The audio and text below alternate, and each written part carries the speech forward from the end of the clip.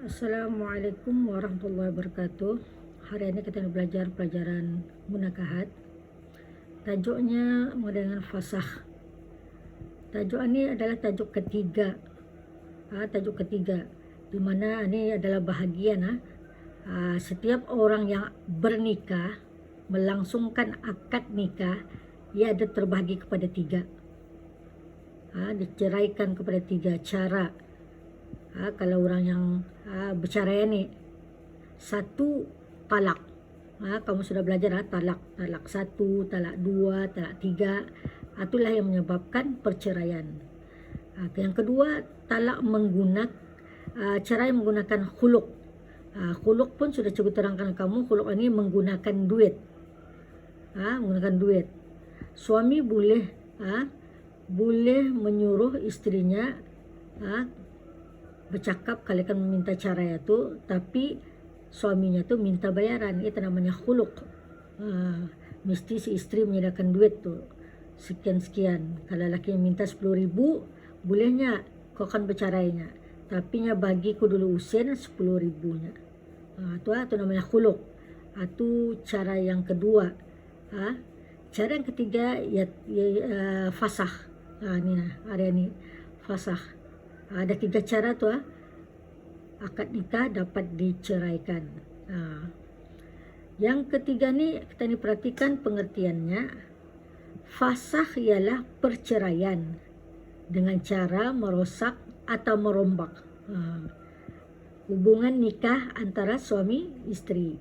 Mula-mula bukan mesra, cinta sama cinta, suka sama suka, melangsungkan akad nikah, sudah berumah tangga, belum sampai setahun, rusak dia rumah tangganya, hancur dia rumah tangganya.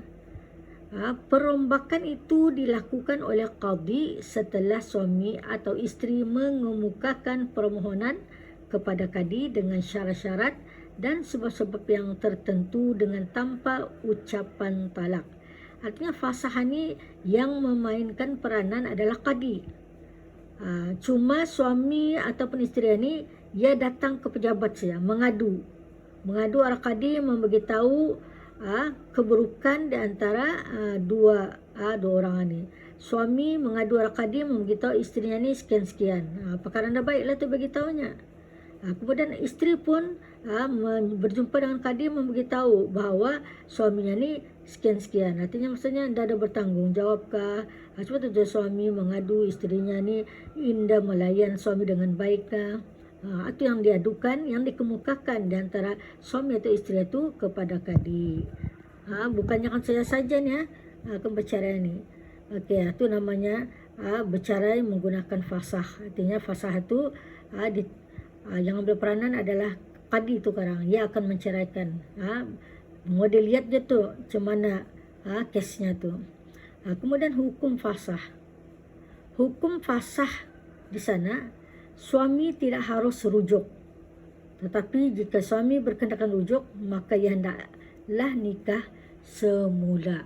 Artinya sana kalau fasah ni yang dah boleh rujuk ni, mesti nikah semula. Itu saja. Kalau talak 1 dan 2 boleh lagi rujuk. Kalau khuluk dah boleh. Fasah pun dah boleh rujuk. Kemudian kita lihat sana lagi. Sebab-sebab yang mengharuskan fasah. Apa sebabnya tu? Diorang mengadu qadi tu, ini di antara sebab-sebabnya. Sebabnya yang mengharuskan fasah ada 4 perkara seperti berikut. Ini yang akan diadukan ni qadi ni. Kena beritahu apa kekurangan di antara suami ataupun isteri itu. Sebabnya yang pertama ialah sebab cacat, yakni aib. Apa cacat si suami itu? Apa cacat isteri itu? Dia beritahu qadi. Kemudian yang kedua, isteri tidak mendapat belanja, yakni nafkah. Isteri mengadu yang suaminya ni dah membagi usen, bagi duit untuk beli barang dapur pun dah ada. Apatah lagi untuk belanja anak-anaknya sekolah pun dah ada. Tu boleh diadukan kepada qadi. Yang ketiga, suami tidak sanggup membayar mahar. masa yang mula-mula nikah dulu, kan ada di sana menyebut, aku nikahkan dikau dengan Dayang Sipulanah binti Sipulan dengan maharnya RM300 tunai. 300 ataupun RM300 hutang. RM300 hutang itu indah sanggup membayar. Sampai ia beranak 2 sudah belum je membayar. Ini boleh diadukan kepada qadi. Baru je 300, belum lagi 3,000, 300,000, 3 juta, 300 itu insyaAllah dapat dicari. Yang keempat, tidak memenuhi janji. Macam mana ni tidak memenuhi janji ni? Kita lihat sekarang. Okey, kita lihat dulu sebab yang pertama. Sebab pertama ialah sebab cacat. Ni di antara suami isteri itu mengadu.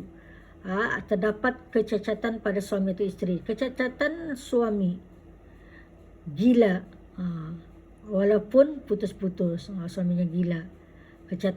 Kecacatan pada isteri pun cuma tu juga, gila walaupun putus-putus. Kemudian kecacatan suami. Yang kedua, kusta, penyakit kulit. Tanya cikgu, cuma tu je isteri kusta. Yang ketiga, sopak yang balar pun penyakit kulit, dan isteri pun sama juga cacatnya sopak yang balar.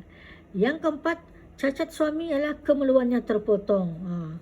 Ini lagi sempurna ni, putut sudah. Dan kemudian kalau si isteri pula ratqa'u ialah tersumbat tempat jima dengan daging, ada ketumbuhan tempat kemeluannya tu daging. Yang kelima, kecacatan pada suami ialah kemaluannya lemah, dia berkuasa, malasnya kata ni, unnah namanya dalam bahasa Arab, kan tidur saja.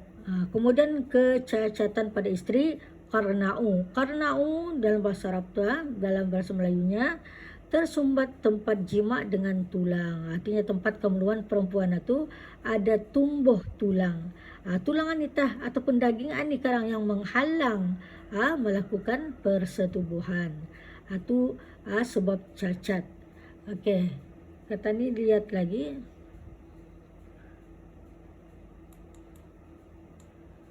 Yang kedua, sebab yang kedua, isteri tidak mendapat belanja nafkah. Isteri yang taat, yang tidak mendapat belanja makan, pakaian atau tempat kediaman daripada suaminya disebabkan suaminya itu adalah papa yang miskin. Kalau sudah suaminya papa miskin, memang dah terbagi arah nafkah arah isterinya tu. Apatah lagi belanja makan, pakaian, tempat kediaman.